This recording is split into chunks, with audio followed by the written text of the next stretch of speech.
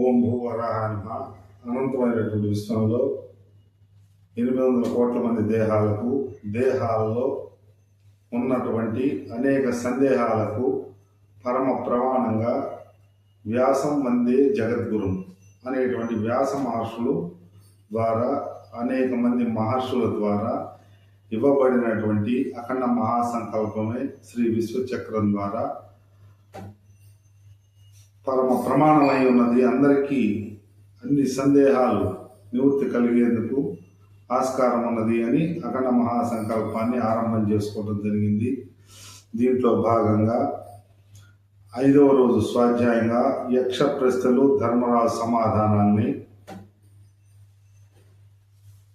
ఒక సిరీస్గా చేస్తూ ఉన్నాము. అనేక సందేహాలు నివృత్తి కాగలిగేందుకు యక్ష ప్రశ్నలు ద్వారా కొన్ని స్థూలంగా నివృత్తి అయ్యేందుకు అవకాశం ఉంది. కాబట్టి అఖండ మహాసంకల్పాన్ని ఆరంభం చేసుకుంటూ, అఖండ మహాసంకల్పం అంటే అఖండ మహాసంకల్పం 4 అంశాలు: శ్రీ విశ్వచక్ర అభిషేకము, నవవిధ భక్తి యోగ సమన్వయ విశ్వరూపార్చన, పంచమహాయజ్ఞములు అమలు జరుగుతూ ఉన్నాయి ప్రతినిత్యము. దీంట్లో ఎవరైనా ఎంగేజ్ కాగలరు. సాయంత్రం లైవ్లో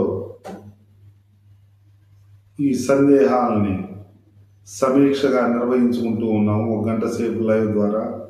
దీంతో భాగంగా యక్ష ప్రశ్నలు 34 యక్ష ప్రశ్నలకి జవాబులు ధర్మరాజు ఇవ్వబడినటువంటి జవాబుల్ని విశ్లేషించుకున్నాము. ఈరోజు 35వ ప్రశ్నగా లాభాల్లో గొప్పది ఏది? లాభాల్లో గొప్పది ఏది అంటే దానికి ధర్మరాజు సమాధానంగా ఆరోగ్యము అని చెప్పడం జరిగింది. అంటే ఆ అన్ని భాగ్యముల ఆరోగ్యమే మహాభాగ్యము అని అంటారు ఉనానుడి. దీన్ని అనంతకేశవ ఛానల్ ద్వారా విశ్లేషణ చేసుకుంటే ఆరోగ్యమే మహాభాగ్యము. ఎన్ని సంపదలున్నా ఆరోగ్యం ఉండవలసిన అవసరం ఉన్నది. ప్రధానంగా శారీరక మానసిక ఆరోగ్యాలు ఉండాలంటే ఆరోగ్యమే మహాభాగ్యము. గొప్ప భాగ్యం ఏది, లాభం ఏది అంటే ఆరోగ్యము అని చెప్పడం జరిగింది. ఆరోగ్యంగా ఉండటం కారణంగా ఉత్సాహంగా శ్రద్ధగా పరమ కర్తవ్యాన్ని అమలు చేసేందుకు ఆస్కారం ఉంటుంది. ఆరోగ్యం కనుకుంటే పరమ కర్తవ్యాన్ని శ్రద్ధగా భక్తిగా త్రికరణ శుద్ధితోటి పరమ కర్తవ్యాన్ని విధియుక్తమైనటువంటి కర్తవ్యాన్ని అమలు చేసేందుకు ఆరోగ్యం ప్రధానంగా ప్రతి మానవ దేహానికి ఉండవలసిన అవసరం ఉన్నది అనేటువంటి విశ్లేషణ చేసుకోవడం జరిగింది. 36 సుఖాల్లో గొప్పది ఏది? సుఖాల్లో గొప్పది ఏది? సుఖము అంటే ప్రతి మానవ దేహం సుఖము దుఃఖము సుఖము దుఃఖము అని అంటూ ఉంటారు. ప్రతిరోజు ప్రతి నిత్యము బాల్యం నుండి వృద్ధాప్యం వరకు సుఖము దుఃఖము సుఖము దుఃఖము. కొన్ని సుఖం అంటుంటారు, కొన్ని దుఃఖం అంటారు. ఏది సుఖము ఏది దుఃఖము అనేటువంటి విచారణ జరగకుండానే అజ్ఞానంతో దుఃఖము సుఖము సుఖము దుఃఖము అంటూ ఉంటారు. అసలైనటువంటి సుఖానికి గత జవాబుల్లో అసలైనటువంటి నిజమైనటువంటి సుఖం దేని వల్ల లభిస్తుంది అంటే శీల సంపద వల్ల సుఖం లభిస్తుంది, ధర్మం వల్ల లభిస్తుంది అని చెప్పడం జరిగింది. అందువలన సుఖాల్లో గొప్పది ఏది అంటే సుఖం వల్ల ఏం కలుగుతుంది అంటే సంతృప్తి సంతోషం కలుగుతాయి. సంతృప్తి సంతోషం సత్ప్రవర్తన శీల సంపద వల్ల కలుగుతుంది అనేటువంటి విశ్లేషణ చేసుకోవటం జరుగుతుంది. 36వ ప్రశ్న. 37వ ప్రశ్నగా ధర్మాలలో ఉత్తమమైనది ఏది? ధర్మాలలో చతుర్విధ పురుషార్థ చిచ్చర్థం అంటాం. అంటే జీవధర్మం, జీవిత ధర్మం, దేహ ధర్మం, దైవ సంబంధిత ధర్మం, పరస్పర ధర్మం, సంబంధాల బంధుత్వాలకు సంబంధించినటువంటి ధర్మం, అనేక ధర్మాలలో ఉన్నటువంటి ప్రధానమైనటువంటి ఉత్తమమైనటువంటిది ఏది? అన్ని ధర్మాల్లో ఉత్తమమైనటువంటిది ఏది అనే ప్రశ్న వేసినప్పుడు భగవద్గీత సమాధానాన్ని కృష్ణ పరమాత్మ అహింసో పరమో ధర్మ, అహింస 4 వేదాల 18 పురాణాల సారభూతమైనటువంటి ప్రథమమైనటువంటి అహింసో పరమో ధర్మ. అహింస అంటే మనస్సుతోటి, వాక్కుతోటి, క్రియల ద్వారా ఏ దేహానికి సంబంధించిన స్వతంత్రతను, స్వేచ్ఛను భంగపరచకుండా పరమ కర్తవ్యాన్ని అమలు చేయటం అనేటువంటిది అహింస అన్ని ధర్మాల్లో ఉత్తమమైనదిగా చెప్పడం జరిగింది. 38వ ప్రశ్న, దేనిని నిగ్రహిస్తే సంతోషం కలుగుతుంది? దేనిని నిగ్రహిస్తే సంతోషం, సంతృప్తి కలుగుతుంది? నిగ్రహిస్తే అంటే నియమాన్ని గ్రహిస్తే, నియామకుడు నియమాన్ని గ్రహిస్తే. నిగ్రహము అంటే నియామకుడు నియమమే నిగ్రహము. నియామకుడు నియమాన్ని ఏది నిగ్రహిస్తే సంతృప్తి కలుగుతుంది అంటే దేహంలో మనస్సుని నియమంలో ఉంచితే, అఖండ మహాసంకల్పంలో ఉంచితే సంతృప్తి, సంతోషం కలుగుతుంది అని ధర్మరాజు ద్వారా చెప్పబడింది. మనస్సుని నిగ్రహిస్తే, నియమాన్ని గ్రహిస్తే మనస్సులో సంకల్పం, వాక్కు, క్రియలు, సత్యము, ధర్మము, న్యాయము ద్వారా సంతృప్తి సహజ సిద్ధంగా ఎవరికైనా మనస్సును నిగ్రహిస్తే కలుగుతుంది. 39వ ప్రశ్న, ఎవరితో సంధి చెడిపోదు? అంటే ఎవరితోటి స్నేహం చెడిపోదు అని ప్రశ్న వేసినప్పుడు సజ్జనులతోటి. సజ్జనులు అంటే సత్యాన్ని గుర్తించి ధర్మాన్ని అమలు చేస్తూ న్యాయంగా ప్రవర్తించేటువంటి వారు సజ్జనులు. వారితోటి ఎప్పుడు చెడు కలగదు. చెడిపోదు అంటే చెడు కలగదు అనేటువంటి సమాధానాన్ని విశ్లేషించుకొని చెప్పుకోవటం జరిగింది. 40, ఎల్లప్పుడూ తృప్తిగా ఉండున్నది ఏది? ఎల్లప్పుడూ తృప్తిగా ఉండున్నది ఏది అంటే యాగ కర్మ, అంటే యజ్ఞకర్మ. యజ్ఞకర్మ పరమ తృప్తిగా ఉంటుంది. ఎందుకంటే యజ్ఞం చేసే కర్త, యజ్ఞగ్రహీత పదార్థము అగ్ని అగ్నికి ఆహుతయి స్పష్టంగా పరమ శ్రేయస్సుని కలిగిస్తుంది కాబట్టి ఇప్పుడు యజ్ఞకర్మ వలన తృప్తిగా ఉంటుంది. చేసిన వారికి, దాన్ని గ్రహించిన వారికి ఆ పదార్థానికి పరమ తృప్తి లభిస్తుంది అనేటువంటిది విశ్లేషణ చేసుకున్నాము. 41వ ప్రశ్న, లోకానికి దిక్కు ఎవరు? అంటే లోకానికి మార్గాన్ని చూపించేవారు ఎవరు?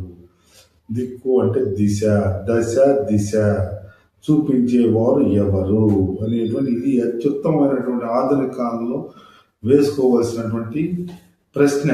ఈ ప్రశ్న ఎవరు, మనిషికి దిక్కెవరు అనేటువంటి ప్రశ్నని మామూలుగా జననాడులో ఉంది. దిక్కెవరు అంటే తల్లిదండ్రుల దిక్క, వాళ్ళ దిక్క, వీళ్ళ దిక్క అని ఒక్కొక్కరిని అనుకుంటూ ఉంటారు.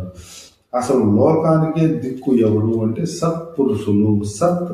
సత్యాన్ని గుర్తించి ధర్మాన్ని అమలు చేస్తూ న్యాయాన్ని అమలు చేసి న్యాయ ప్రవర్తన కలిగినటువంటి మహర్షులే సత్పురుషులు. వ్యాసం మందే జగద్గురు, నారద సప్తర్షులు, వశిష్ఠ మహర్షులు, పరాశర మహర్షులు, శక్తి మహర్షులు, జమదగ్ని మహర్షులు, అనేక మంది విశ్వామిత్ర మహర్షులు, అనేక మంది మహర్షుల సమూహం త్యాగ తపో నిష్ఠతోటి ఈ లోకానికి మార్గాన్ని మంత్రాల రూపంలో, జగత్సర్వం మంత్రాధీనం, మంత్ర రూపంలో విశ్వమంతా దర్శనమవుతుంది. మంత్రం దైవం మంత్రాధీనం, జగత్సర్వం మంత్రాధీనం, దైవం మంత్రాధీనం. మంత్ర రూపంలో పరమాత్మ దర్శనమిస్తాడు అనేటువంటి సత్పురుషులు అంటే మహర్షులు, వ్యాసం మంది జగద్గురు అని విశ్లేషణ జరిగింది. 42, అన్నోదకాలు దేని యందు ఉద్భవిస్తాయి? అన్నోదకాలు అంటే అన్నము, ఉదకము, అన్నము, నీరు దేని నుండి ఉద్భవిస్తాయి అని ప్రశ్న వేసినప్పుడు భూమి ఆకాశముల నుండి అన్న ఉదకాలు ఉద్భవిస్తాయి. అన్నం భూమి నుండి వస్తుంది, ఆకాశం నుండి వర్షం వస్తుంది, వర్షం ద్వారా ఉదకం వస్తుంది. అన్న ఉదకాలు భూమి ఆకాశము నుండి లభ్యమవుతాయి అని ధర్మరాజు పరమధర్మంతో జవాబు చెప్పడం జరిగింది. 43వ ప్రశ్నగా లోకాన్ని కప్పి ఉన్నది ఏది? ఇది అత్యవసరమైనటువంటి ప్రశ్న జవాబు. ఆధునిక కాలంలో మోడర్న్ లైఫ్లో అతి ఉత్తమమైనటువంటి ప్రశ్నగా లోకాన్ని కప్పి ఉన్నది ఏది అనేటువంటి ప్రశ్న వేసినప్పుడు లోకాన్ని అజ్ఞానం చేత కప్పబడి ఉంది, పరమాత్మ దర్శింపబడడు, పాలల్లో నెయ్యి ఉన్నట్లు ఉంటాడు, వ్యాపించి ఉంటాడు అనేటువంటి సమాధానాన్ని పరమ స్పష్టమైన వేద పురాణ వాంగ్మయాల సారమైనటువంటి వ్యాసం మందే జగద్గురు అనేటువంటి తత్వం ద్వారా అఖండ మహాసంకల్పాన్ని విశ్లేషణ చేసుకుంటే సమస్త దేహంలోని సమస్త అజ్ఞానాలు పటాపంచలవుతాయి. శ్రీ అఖండ మహాసంకల్పం శ్రీ విశ్వచక్రం ద్వారా అనేటువంటి నిర్ధారణ చేసుకుంటున్నాము. 44వ ప్రశ్న శ్రాద్ధ విధికి సమయం ఏది? అంటే శ్రద్ధతోటి చేసేటువంటి కర్తవ్యానికి సమయం ఏది అని అన్నప్పుడు బ్రాహ్మణుడు వచ్చినప్పుడు. బ్రాహ్మణుడు అంటే బ్రహ్మదేవుని విశ్వసించిన వేదాధ్యయనం పురాణాలు సదాచార సంపన్నుడైనటువంటి బ్రహ్మదేవుని విశ్వసించినటువంటి వారు వచ్చినప్పుడు అనేటువంటి సమాధానాన్ని విశ్లేషించుకోవడం జరిగింది. మనిషి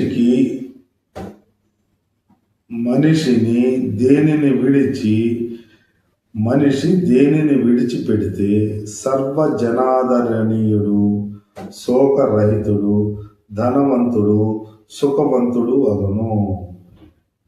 మానవుడు దేన్ని విడిచిపెడితే సర్వజన ఆదరణీయుడు, అందరికీ ఆదరింపబడేటువంటి వాడు దేని వల్ల అవుతాడు అంటే గర్వాన్ని వదిలిపెట్టేస్తే, అహంకార గర్వాన్ని వదిలిపెడితే అందరికీ ఆదరింపబడిన వాడవుతాడు, అందరి చేత ఆదరించబడిన వాడవుతాడు, అందరినీ ఆదరించేందుకు ఆస్కారం ఉంటుంది అనేటువంటి సమాధానము.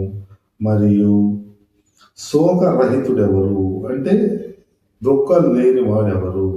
క్రోధం లేనివాడు దుఃఖరహితుడవుతాడు, శోకరహితుడవుతాడు. క్రోధం కనుక కామము క్రోధము లేకపోతే ఇంకా దుఃఖించాల్సిన అవసరం లేదు. క్రోధరహితుడు శోకరహితుడు అవుతాడు. ధనవంతుడెవరు అన్నప్పుడు ధనాన్ని ఆర్జించినంత మాత్రాన ధనవంతుడు అనిపించుకోరు, పిసినారి అవుతారు, మళ్ళీ పిసినారి అంటారు. అందువల్ల లోభి అంటారు, పిసినారి అంటారు. కాబట్టి లోభత్వాన్ని వదిలి దాతృత్వాన్ని, దానాన్ని, నియమంతో కూడిన దానాన్ని ప్రధానంగా చేసేటువంటి వారు ధనవంతులు అవుతారు. ఇది అత్యుత్తమైనటువంటి